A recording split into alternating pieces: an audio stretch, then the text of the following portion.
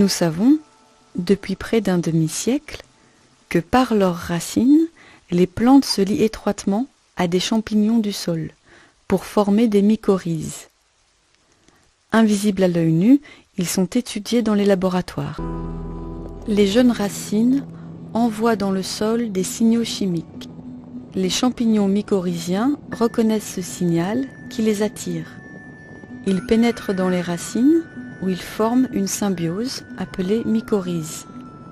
C'est une alliance plante-champignon où chaque partenaire aide l'autre, le champignon formant une sorte de prolongement du système racinaire. La plante, grâce à la photosynthèse, fournit aux champignons de la nourriture. En échange, le champignon protège la plante et va chercher des éléments nutritifs qu'elle est incapable de trouver seule, en particulier le phosphore.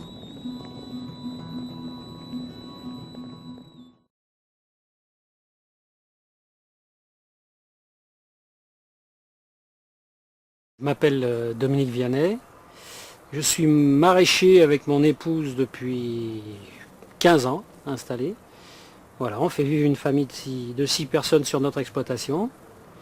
On travaille globalement 3 hectares, dont 2 hectares et demi à peine en culture, et puis le reste est en jachère. Donc des jachères soit naturelles, soit maîtrisées.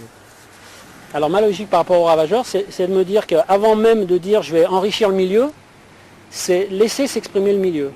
C'est profiter de ce que la nature, pour moi c'est comme un capital. Sur une exploitation, il y a le capital immobilier, le capital humain, le financier, et puis il y a un dernier capital que souvent on évalue mal, ou qu'on ne considère pas, c'est le milieu, la nature, ce qu'elle nous offre comme potentiel. Et là on a globalement assez de chance, puisque sur cette jachère-là, sont présentes des fleurs qui ont un grand intérêt pour les insectes utiles. Et si on regardait de plus près, on verrait une quantité de cirphes, de mouches taquinaires, de guêpes prédatrices, de guêpes parasitoïdes. C'est une richesse parce que je considère que les insectes auxiliaires sont mes collègues de boulot. Voilà, pour moi ce sont de véritables partenaires. La plupart du temps, sur les cultures, sont présents des ravageurs. En petite, faible, voire grande quantité. Et quand on décèle la présence de ravageurs, c'est là où on doit juger s'il faut intervenir ou pas. Et la plupart du temps, la présence d'auxiliaires suffit à maîtriser, voire à éradiquer l'attaque. Un ravageur est maîtrisé par plusieurs auxiliaires de culture. Voilà, si on prend par exemple le puceron, qui est donc l'un des principaux ravageurs qui me concerne moi, il est concerné par les hyménoptères, donc les guêpes chasseuses, parasitoïdes qui pondent dedans. Il est concerné par les carabes au sol qui mangent le puceron du collet de la carotte. Ils sont concernés par les cantharides, dans un insecte orange intéressant. Ils sont concernés par les larves de cirphe. Les larves de cirphe qui donc piquent le puceron, le soulèvent et le vident de sa substance. Ils sont concernés par les coccinelles, larves de coccinelles. Ils sont concernés par le chrysope et sa larve. Et bon, le détail, il y a donc encore plein d'auxiliaires qui sont concernés. Et le fait de les voir et de savoir les reconnaître, il y a une dimension qui me rassure et qui me permet de garder un certain sang-froid face à une attaque. Et d'attendre, et de voir si l'autorégulation se met en route.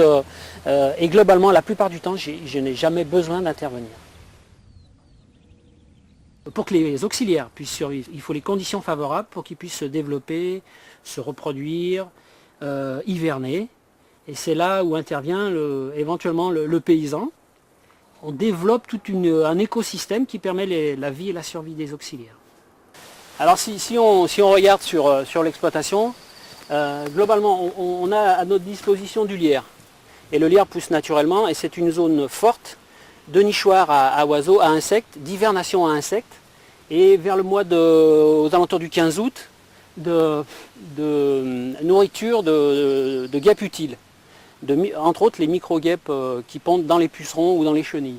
Donc c'est la fleur qui servira de support pour produire de la protéine et du nectar. Voilà. On a aussi à disposition des des pruneliers, hein, qui servent aussi à faire des haies très, très intéressantes et qui servent de zone refuge. On a aussi au-dessus un roncier. Donc les ronciers qui sont juste là au-dessus ne sont pas toujours gênants pour la culture et servent en priorité à fournir du nectar à tous les insectes utiles. Et les tiges, l'hiver, sont des tiges molles, servent d'hivernation à de nombreuses guêpes parasitoïdes.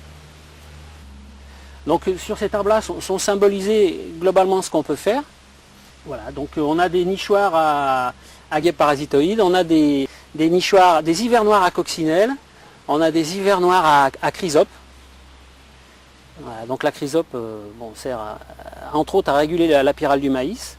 C'est un insecte polyvalent très très intéressant. Et voilà. Et puis on voit aussi donc un tas de bois. Donc on peut avoir aussi l'envie de garder des tas de bois qui nous servent d'hivernoir aussi à insectes. Nombre d'insectes vont passer l'hiver sous l'écorce des arbres morts ou des vieux bois. Ça coûte pas cher, voilà, on peut le stocker à proximité. Et ce qui est intéressant de se dire, c'est que plus les zones refuges sont proches, plus la capacité de prospection sera efficace et rapide. Ça explique pourquoi c'est important de sauvegarder des bandes enherbées proches. Une bande enherbée sert aussi entre les cultures, par exemple, de refuge pour les carabes. C'est des insectes qui sortent la nuit et qui donc viennent prospecter dans les cultures, et plus ils ont besoin d'humidité pour se reproduire, et plus ils sont proches, plus ils seront efficaces. Donc si on a la chance de bénéficier de tout ce support sur l'exploitation, c'est intéressant de le garder. On a quand même la chance d'être dans une région où les agriculteurs, les paysans ont choisi de laisser un peu les haies, de laisser... donc on est dans une région de bocage, et c'est tout à fait le type de configuration naturelle intéressant pour tous les auxiliaires de culture. Donc aussi bien, je parlerai des oiseaux, parce qu'on ne parle pas des oiseaux, des chauves-souris, des reptiles, couleuvres, lézards sont des auxiliaires très importants, et puis des insectes utiles.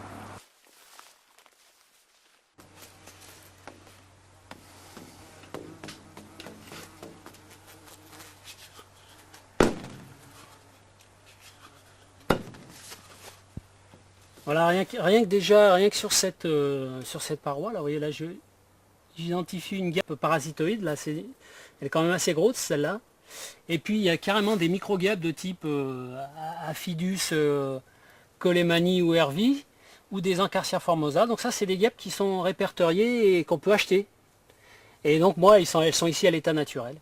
Donc ce sont des guêpes qui, entre autres, parasitent tout le puceron, ou par exemple la pyrite du chou, qui est une chenille. Voilà, donc là, en 30 secondes, vous voyez, là, j'en vois déjà une petite dizaine. En voilà une autre encore. Voilà, en voilà une autre ici. Voilà, donc leur présence n'est pas anecdotique, quoi. Elles sont nombreuses. Quand elles s'y mettent, elles s'y mettent. Sérieusement.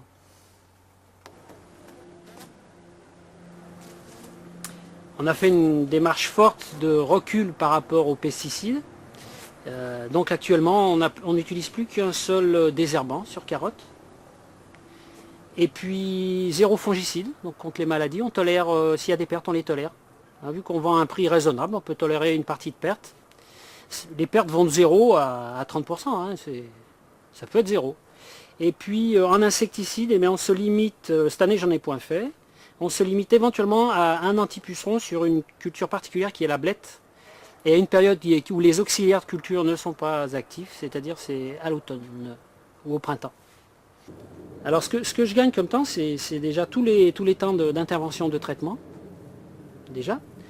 Alors c'est vrai que l'acte de laisser faire, c'est souvent moins valorisant, ou laisser s'exprimer la nature, c'est moins valorisant que le faire. Dans notre société, le travail, c'est quelque chose d'important. Donc le faire est souvent plus valorisé que le laisser faire. Et ça, c'est difficile à défendre parfois dans la profession, et c'est difficile à défendre dans notre société. Ça veut dire que dans le laisser faire, il n'y a pas de travail. On laisse exprimer la nature. Alors, je perds un peu de temps, oui, effectivement, pour maîtriser parfois les abords. C'est-à-dire qu'il y a une phase où je broie, parfois je fauche, pour pouvoir travailler tranquillement, ou je désherbe quand même de façon conséquente à la main. Donc le post-désherbage, c'est un gros travail qui est difficile et qu'il faut accepter de faire. Donc c'est pour ça que je trouve que l'agriculture durable, c'est un partenariat. C'est du donnant-donnant. Si mon client me tolère 2 pucerons dans ma salade, ou 10 ou 20, je peux me permettre de ne pas traiter. S'il ne tolère pas ces quelques pucerons, ou cette limace ou cette chenille, je suis obligé d'intervenir.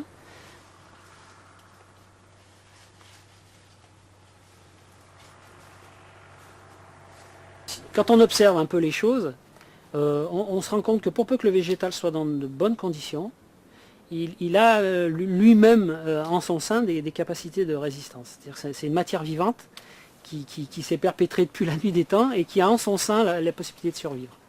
La lutte biologique, c'est une somme d'actes volontaires. Pour maîtriser par exemple les champignons, c'est l'aération, ouvrir ses serres. Arroser par exemple des plants, ça peut être une façon de maîtriser les acariens. Ça, c'est un acte culturel. C'est par exemple faire des paillages. Faire un paillage au pied des cultures, qu'il soit naturel ou même plastique, c'est créer un écran entre la culture et le sol. Donc par exemple sur salade, c'est limiter les capacités des champignons. Voilà, c'est éventuellement maintenir des conditions thermiques les plus favorables possibles. Un coup de chaud peut déclencher une faiblesse chez une plante et éventuellement déclencher une maladie. Un coup de froid, pareil. Donc c'est tous les bâchages qu'on met aussi, les protections qu'on met. Ça, ce sont tous des actes naturels, culturaux, qui permettent de limiter les ravageurs et les maladies. Et puis après, il y a tout ce qui est du domaine du naturel, donc c'est l'intervention des auxiliaires sur les ravageurs.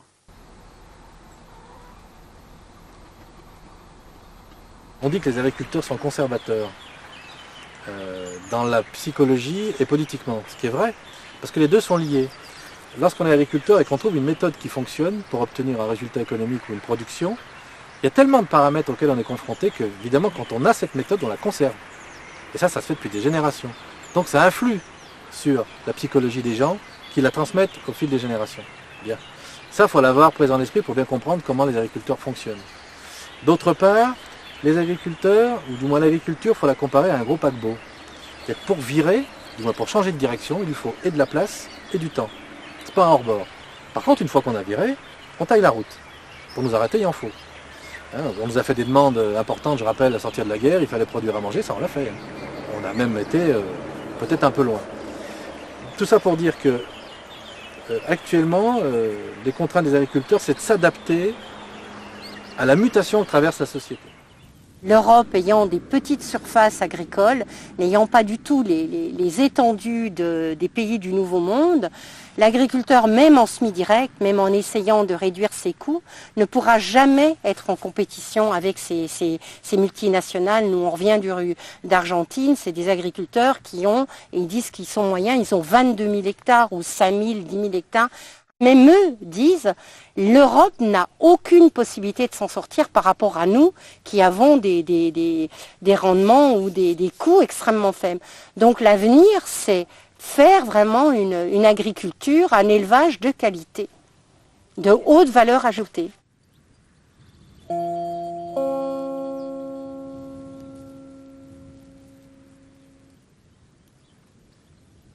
Grâce à ces histoires d'OGM, moi, j'en suis arrivé à la conclusion qu'il est urgent d'organiser le secteur agricole et alimentaire sur une autre base, c'est-à-dire d'abord sur une base paysanne, et non pas latifundiste ou capitaliste, deuxièmement sur une base mutualiste, comme il y avait des coopératives agricoles, comme il y avait des coopératives de consommateurs, de consommation.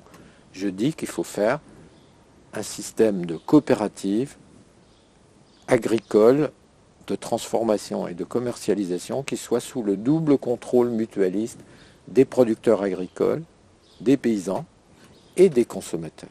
L'avenir, c'est le mutualisme paysan-consommateur.